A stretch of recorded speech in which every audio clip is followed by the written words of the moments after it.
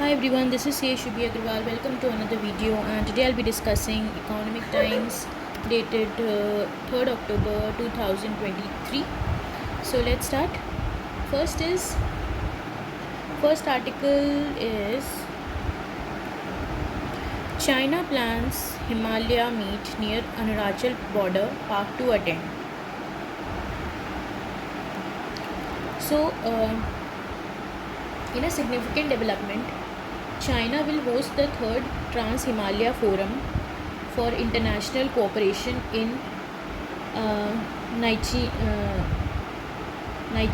Tibet, close to Arunachal Pradesh this week, in what may further complicate relations between New Delhi and Beijing. Pakistan's acting Foreign Minister Jalil Abbas Jilani will attend the meet in what may further complicate Sino-Indian ties after China's refusal to give visas to Arunachal Pradesh athletes for Asian Games, according to China watchers. Besides Pakistan, representatives from Mongolia and Afghanistan will also participate in the meet. The distance between Nyingchi and Arunachal Pradesh is 160 kilometers. At the special invitation of the Foreign Minister of China, Wang Yi, Foreign Minister Jalil Abbas Jilani is visiting China to participate in the third Trans-Himalaya Forum for International Cooperation being held in Nyingchi, Tibet Autonomous Region from 4 to 5 October, according to a statement by Pakistan Foreign Ministry. The Trans-Himalaya Forum was initiated in 2018 to deepen practical cooperation among regional countries on diverse subjects, including geographical connectivity, environmental protection, ecological preservation, and enhancing cultural linkages. The last in-person meeting of the forum was held in 2019. The theme of this year's forum is ecological civilization and environmental protection. During his stay in Tibet, Jilani will address the opening ceremony of the Trans-Himalaya Forum. He will also meet with several regional dignitaries, including the Deputy Prime Minister of Mongolia, Foreign Minister of China, and interim Foreign Minister of Afghanistan, according to the Pakistan Foreign Ministry statement. Last month, India had filed a formal protest against China deliberate and selective obstruction of the sportsperson after Beijing denied visas and accreditation to athletes from Arunachal Pradesh. Protesting China's move, Union Sports Minister Anurag Thakur cancelled his visit to China for Asian Games opening ceremony. China claims Arunachal Pradesh, what it calls South Tibet, as its territory. In August, in a move that drew international criticism, Chinese issued a new standard map that included Arunachal Pradesh and Aksai Chin region in eastern Ladakh. In 2021, China renamed 15 places in Arunachal Pradesh to reaffirm its claim on the state. India has rejected all the claims made by China. Okay. Then life comes to a halt in Manipur district as Cookies protest arrest by CBI. So, a complete shutdown was observed in Manipur, Churachandpur on Monday. The Kuki bodies had called for the Bandh against the arrest of 7 people, including 2 minors, by the National Investigation Agency and Central Bureau of Investigation. The arrests were made in connection with the kidnapping and suspected killing of 2 Manipur youths in July, a case that had stirred widespread public outrage. The CBI had arrested 4 people who have been taken to Guwahati, Assam. NIA on Saturday arrested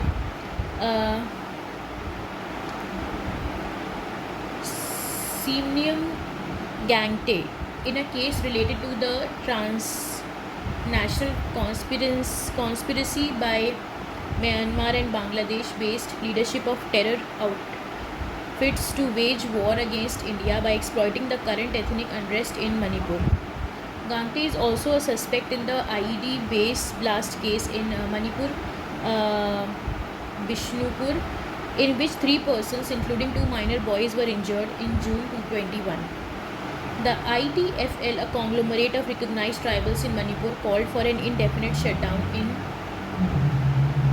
uh, Churachandpur district to protest the arrest and demand the release of detainees within 48 hours. The Churachandpur based Joint Students Body also announced a 12-hour shutdown on Monday. Manipur Chief Minister N. Biren Singh had on Sunday said the four suspects in the murder of the two students were arrested by CBI and other security forces. Immediately after the arrest of the four suspects, the ITFL called for the indefinite shutdown in the Churachandpur district. The ITFL urged the CBI to release the four people within 48 hours, following which more intense agitation will follow in hills of Manipur. All boundary areas within the meaty denominated areas were sealed from today, that is Monday. No one will be allowed to enter or leave the buffer zones. All the government offices were closed from today, said Ginza Biozon.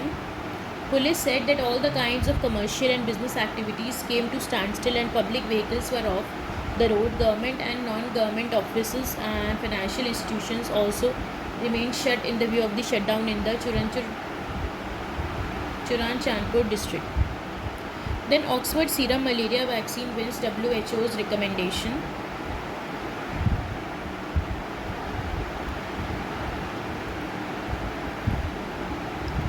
So, a malaria vaccine jointly developed by University of Oxford and Serum Institute of India, leveraging Novavax adjuvant, had been recommended for use by the World Health Organization, Strategic Advisory Group of Experts, and Malaria Policy Advisory Group, paving the way for global rollout soon. The R21 Matrix M malaria vaccine is an easily deployable vaccine that may be manufactured at mass scale at a modest cost, enabling as many as hundreds of millions of doses to be supplied to countries which are suffering a significant malaria burden, according to the news release posted on the Oxford University website. SII has already established production capacity for 100 million doses per annum, which will be doubled over the next 2 years.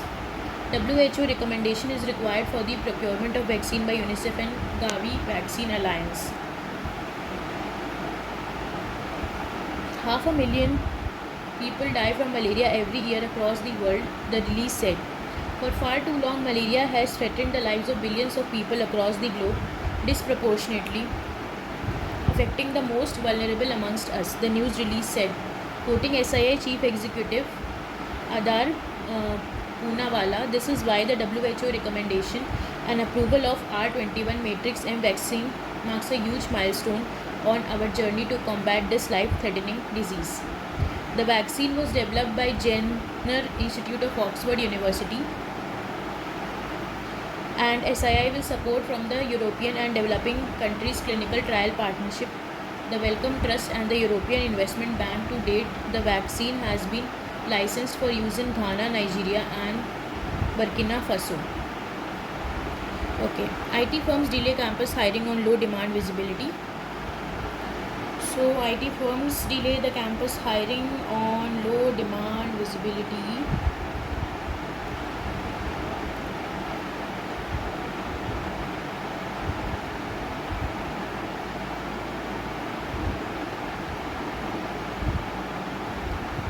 So,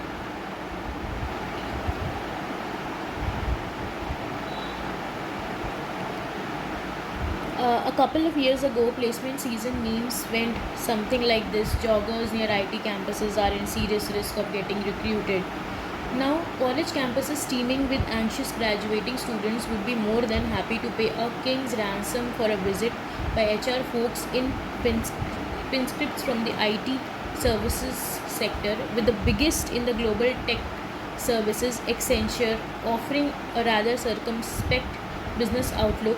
Indian pure play outsourcing firms are going slow on campus hires. Wipro, Capgemini, HCL Tech, and Tech Mahindra said that they are taking a phased approach to hiring.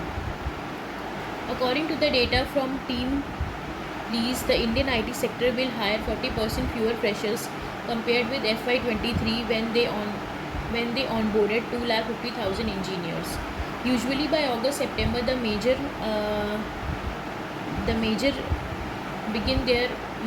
IT majors begin their campus placement processes. But have been absent from the campuses this placement season. We are seeing the hiring activity moderate significantly compared to the last year. A lot of large IT players have not yet started the campus hiring plan, which starts by this time of the year typically. The recruitment firm is also not witnessing many recruitment requests for freshers in their internal portals compared to the historical numbers. Sunil said, adding that the Indian IT sector will hire 40% less freshers compared to FY23 number. Then Netflix could move tribunal against 196 crore tax demand.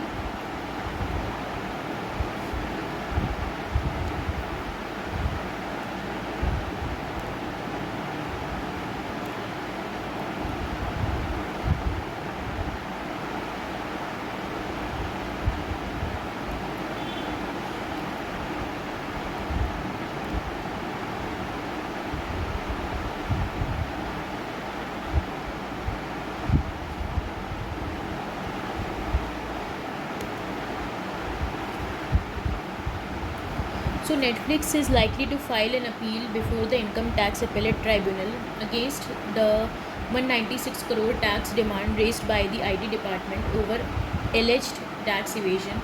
This comes after the dispute resolution panel earlier this year ruled in the favor of the department, allowing the tax demand raised by its international taxation wing. The IT department had contended that the Netflix Entertainment Services LLP acted as a dependent agent permanent establishment of Netflix. Total revenue generated by the company operations between April 2020 and December 2020 was above 1145 crores. Of this, 1008 crores was profit, of which attribution to Indian operations was calculated as 503 crores. Netflix offered 13.36 crores. Remainder of the profit, which is attributed to the operation carried out in India through PE arrangement in India, is taxable in the hands of Netflix. This amount was calculated to 490 crore. Tax demand raised on the said amount stands at 196 crore. A Netflix spokesperson said, "We fully adhere to the tax laws and their requirements globally." Without elaborating on the case, the department has further contended that the Open Connect appliance, a content distribution network specifically developed by Netflix to deliver the TV shows and movies to avoid the traffic and fees, was based out of India. Hence, it was liable to pay taxes here as it was operated from India. The department's contention was accepted by the DRP, which ruled in the favor, following which the company is likely to file an appeal before the ITAT. In the event the ITAT rules in the favor of the department, it has the option of moving before the High Court against the order. According to the Netflix Entertainment Services India financial data sourced by Toffler, the company ended financial year 21 with gross revenue of 1529.36 crore. India had in 2016 introduced the so-called Google tax and digital advertisements and widened it in 2020 to include e-commerce supplies or services to address the issue of income of digital companies escaping taxation in the countries despite earning revenues through a large user base. India contributed the highest net subscriber additions globally in 2022, driven by the launch of aggressive pricing plan in December 21 that was backed by a slate of Indian originals and licensed movies. India is the largest market in the world by time spent on over-the-top services. According to the EY Media report, experts say that the subscription revenues for OTT market in India are poised to touch $3 billion by 2024. So this was all for today. Thank you so much for watching this video. I'll come with another video tomorrow. Thank you.